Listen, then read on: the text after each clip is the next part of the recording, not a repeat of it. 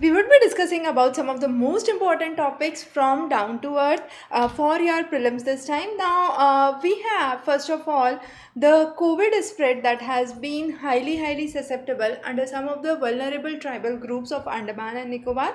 Now, which of those tribes are in high notice, we could say, are important? And a simple question for you could be match the following for the tribes and the region. So, you have Great Andamanese from Strait Island, Ongis from Little Andamans, Jaravas from South Andaman, and Champins from Greater Nicobars. Then we have another interesting concept, that is GPT-3. GPT-3 is a kind of new artificial machine learning language or software, we could say, which focuses on language generation. Now, the most important part was it that it lacks thinking, but still it is able to understand and develop very good syntax and grammar. Now, an interesting question that was asked was, if you have a kind of table through a doorway, what would you do? So the answer that the GPT-3 gave was cut down the door into two, and that was one of the interesting concepts or a kind of funny concepts that was there. But despite of all that, it has an excellent syntax and grammar abilities. So it has been a new development and is important.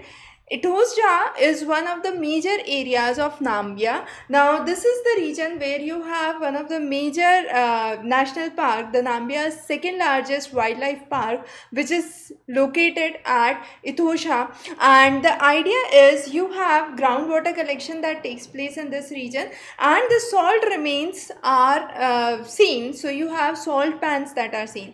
So there are cycles of wet and dry that are commonly seen, but over the recent period we have witnessed significantly larger numbers of wet and dry trials that are there. And after every heavy rainfall that is seen, you have water that is collected, finally it evaporates, and you have salted minerals that are deposited on the region. The next is another interesting concept, which is the Amazon rainforest. Now, we have covered a separate lecture on this. One of the interesting findings was that the dust from North Sahara region, the African region, goes to the region of Amazon and brings a lot of phosphorus here. Now, this phosphorus is essential for the development of rainforest, and in return, the North African region also gets rainfall. So that cycle we have explained separately. So Amazon rainforest, a very important concept, we have covered that separately. The tipping point that is about to reach. The next is the wildfires. Now, significantly large number of wildfires have been seen in the west coast of United States. Now, if you could see here, the region in the red are the areas where you have significantly higher proportion of carbon monoxide, and the proportion is around 350 parts per billion by volume, which is very high.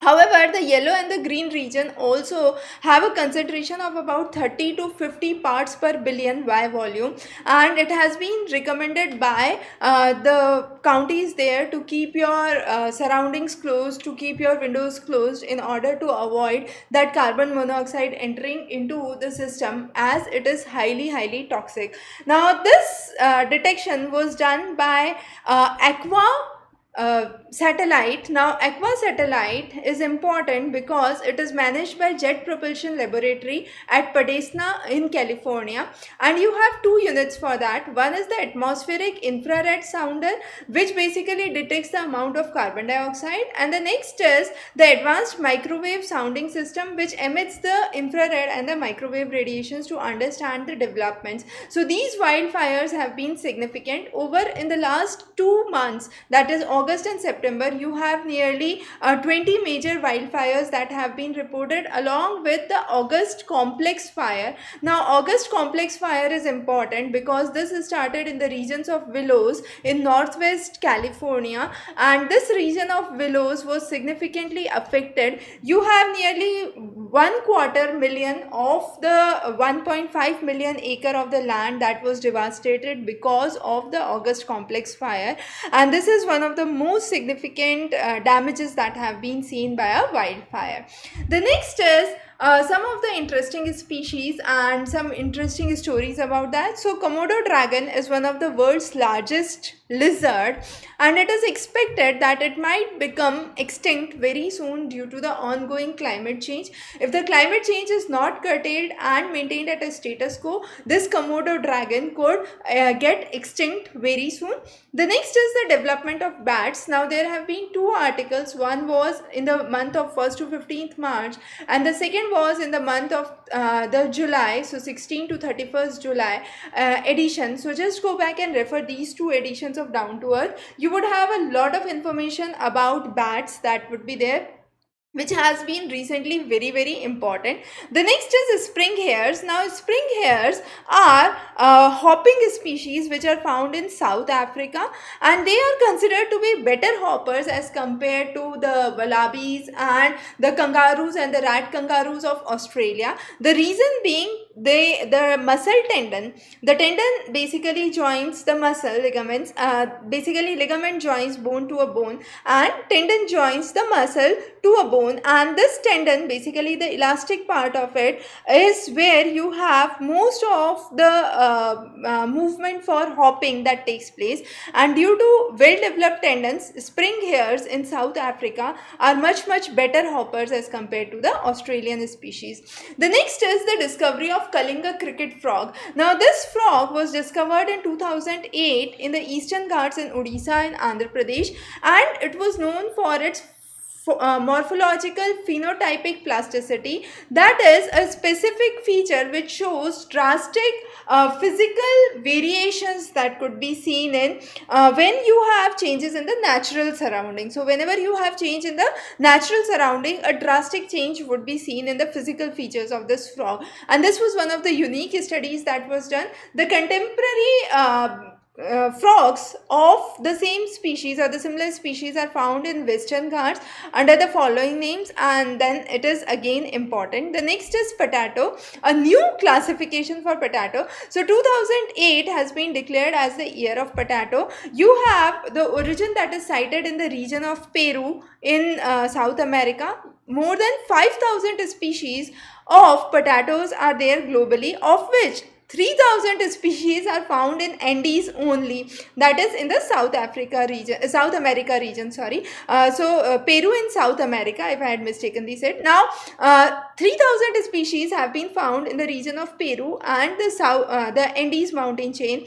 Along with that, you have 200 wild species that are found. So new classification talks about classifying these potatoes under four groups, and rather than classifying them on the basis of chromosomes, they would now be classified on the category of bases present in the chromosomes. Also in India, we have the Central Potato Research Institution research station, which is located at Kufri in Himachal Pradesh, which has also done the similar studies as has been done by the international classification. The next is, due to the ongoing COVID pandemic, Congo has been the worst hit in terms of food crisis. Now most of the provinces that are worst hit in the regions of Congo have been mentioned. Also Burkina Faso is another region which has been facing acute food crisis. Now these food crises are not only due to COVID pandemic, but they are also attributed to internal displacements, instability in the region, and also in the regions of North Nigeria, Somalia and Sudan, you have significant rise in the food crisis that has taken place over the years. The next is the Pesticide Management Bill 2020. Now this would take over the insecticide bill which was there in 1968, and this new bill proposes that the manufacturer and export of the pesticides which are not registered for use in India would not be given approval for other countries as well. So the export of those pesticides would not take place. So that was one of the major developments that has been seen. Now Aichi biodiversity targets are important. In a class where we have talked about 30 environmental conventions, we have focused on Aichi as one of the major biodiversity conventions. However, most of the developments under Aichi have not been seen Now, there are five major targets that we focus: 1, 11, 16, 17, and 19. So, these targets under Aichi are important. The first target talks about bringing in a general awareness about biodiversity, that is the target 1. Target 11 talks about 17% of the terrestrial and the inland water areas and the coastal areas should be managed effectively. Target 16 talks about access to the genetic resources. 17 talks about creation and adaptation of a kind of national biodiversity strategy that should be maintained for a better action plan. And target 19 talks about improvement in terms of dissemination of knowledge. So all these targets have been important under Aichi, but we have seen that most of the nations have failed to meet the targets under the Aichi biodiversity. The next is a very interesting experiment that Japan is trying to do, and that is commercialize the hydrogen energy for transportation by 2025. Now, this hydrogen energy would be obtained from brown coal.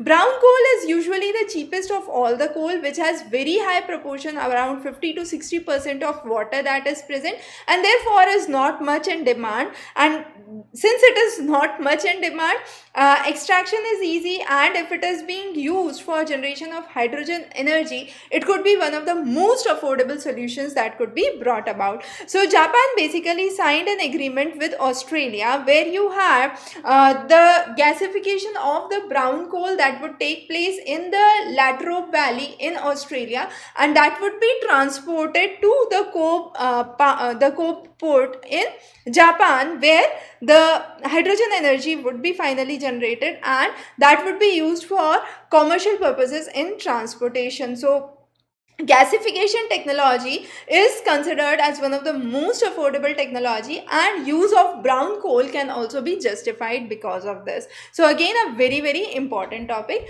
The next is the another important topic where we are talking about the regions of the Norway.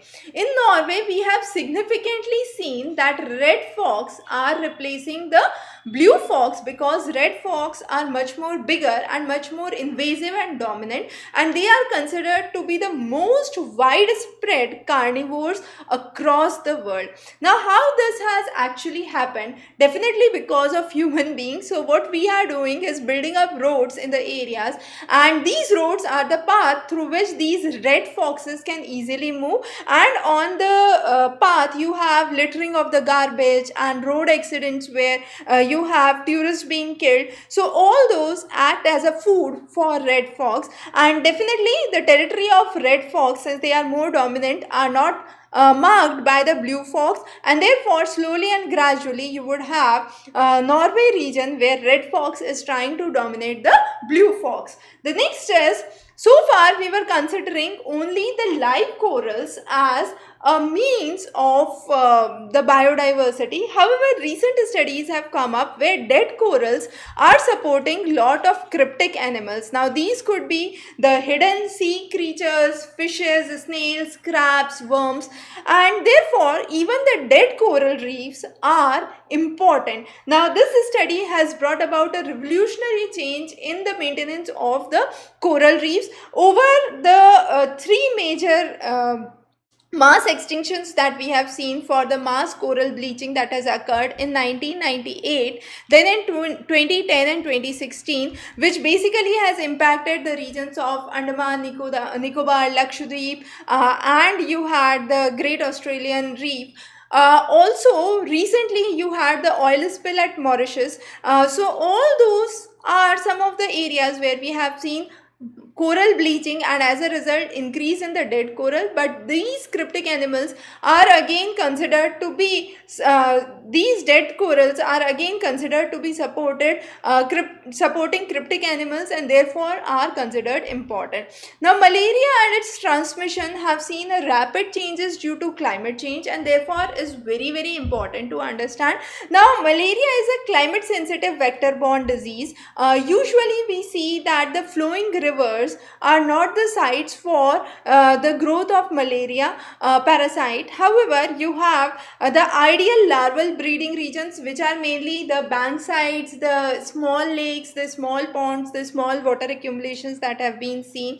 And we have seen nearly 4.35 lakhs death reported from malaria of the total 219 million malaria cases which have been registered globally.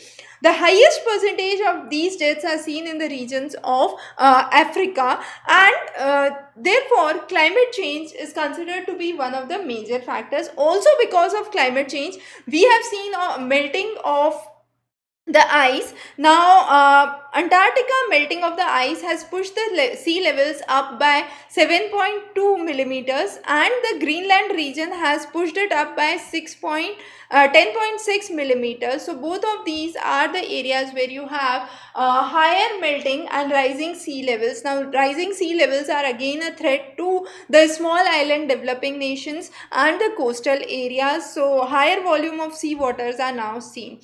The next is the region of Indonesia.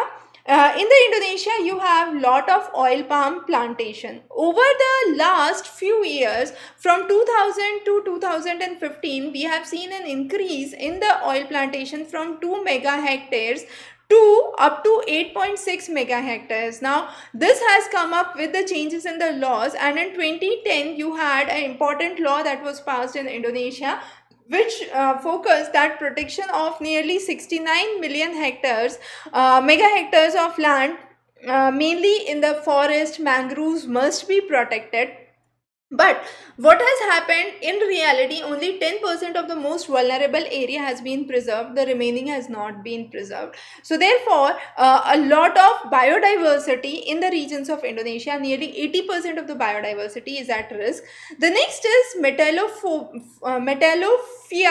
telenis. Now telenis comes from tail Tale, or the wildlife sanctuary in Arunachal Pradesh.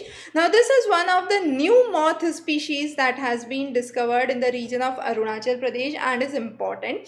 The next is shark cam that has been installed. Now these are robotic cameras that have been installed for basking shark. Now basking shark are considered as the second largest fish in the world after the whale shark, and they can grow up to 35 feet, 33 to 35 feet. And these shark cams have been installed underwater to understand the behavior. Previously, it was believed that they have a migratory pattern from West Africa to United Kingdom, and that was mainly for feed. But later on, it was understood with the shark cams that they are mainly moving for the breeding patterns, and therefore the study of basking shark came into being, and this is one of the very interesting studies that have been done so far. The next is some of the interesting topics that we have already covered as separate lectures. So those are arsenic contamination. Now arsenic contamination has been seen in the regions of West Bengal and the eastern India, fluoride contamination in the parts of western India. Then you have the heat waves that are seen. Heat waves is again a very important topic. We have covered that separately. Also, we have focused on blob. Now blob is a upcoming phenomena that is seen in the Pacific Ocean, and those are the changes in the Pacific Ocean that have been seen because of the heat waves. And then we have pangolins. Now the Komodo dragon, bats and spring hares were some of the animals that we have discussed previously. Pangolins have been important because in one of the studies they were quoted as an intermediate host for the COVID-19. Now so that therefore pangolins and the detailed study that we have done on pangolins become very important for your upcoming examination. And then across the recent editions of the Down to Earth, the summaries of Down to Earth that we have covered, here are some of the most important topics that could be part of your prelims this time. So those are the vaccinations, the trials related to vaccination. Sanitizers we have covered a separate lecture. So what are the sanitizers, how they are produced, what is the difference between between ethanol and methanol. Methanol is does not entertain liquor tax and therefore is widely used, but this is an adulterant, highly harmful. Then next is the story of coconut, the story of banana. Both of those are really interesting. The Panama disease we have covered in a separate lecture also, so just go through that. Then we have bats and pangolins that we already focused on. Derrick seeded rice. Now this has become very important. The transplantation of the rice because of the migrant laborers moving back from the region of Punjab and Haryana, how the patterns of cropping have changed in the regions of Punjab and Haryana are important. The studies which have been uh, given thrust with the studies in the Philippines region and the China region, where the experiments on rice plantations have been done. Locust, again very important, the types of insecticides being used for locust control. Locust was a very important issue this time, and therefore a probable question for you. Green swan, white swan, black swan we have covered in a separate lecture, so cover that class. Permaculture, seed bomb technology, carbon neutrality are some of the important concepts, and then circular economy, which has been covered probably last year June somewhere. So the US Rwanda circular economy of the used clothes, and a very interesting topic indeed. So those are some of the other important topics that have been covered. And then you have, let's say, the recent edition has focused on the hasami, that is one of the liquid waters and the herbs used for curing people from or protecting people from the vector borne diseases when there is an acute flooding in those regions. So those are some of the important elements and topics that we have covered from down to earth. Very important for your upcoming examination, so don't miss these. We would be covering many more important and expected topics for your prelims this time. Stay tuned for other updates from our side. Have a wonderful day ahead.